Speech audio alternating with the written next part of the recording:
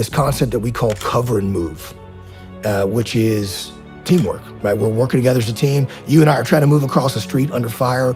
You're laying down suppressive fire so I can move.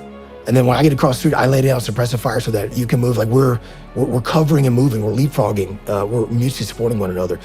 You know, when Jocko and I first launched Echelon Front, our leadership consulting company, we went in to talk to corporate, a business, and we thought, man, should we even talk about this concept? Like, how does that even apply? And we're talking, this is a gunfighting tactic from the battlefield. And the moment that, the senior executive team is telling us how, the sales team and the production team, are like, they're not on the same page and they're blaming each other and they're pointing fingers at each other. The marketing team is saying, well, the sales isn't telling that. And the sales team is saying, well, marketing's not actually setting us up for success. You got a bunch of finger pointing, a bunch of blame casting, and we said, okay, let's talk about this concept of cover and move.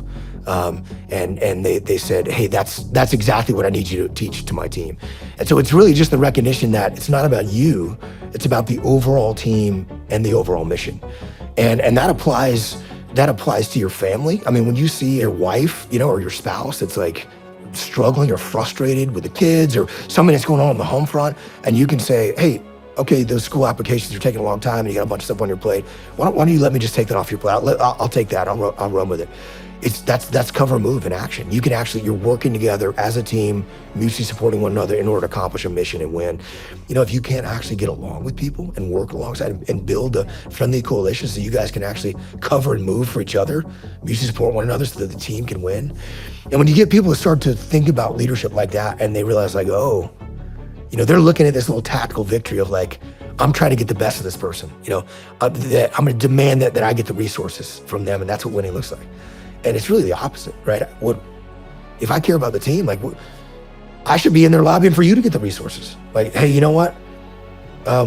Shawn, we got some limited resources here. Your team needs these resources more than I think my team can probably do without until we can get, more resources available. I'm gonna give these resources to you. We're gonna build an awesome relationship, man. I'm gonna help the team win. I'm showing everybody that I put the team and the mission before myself or my team and our own interests.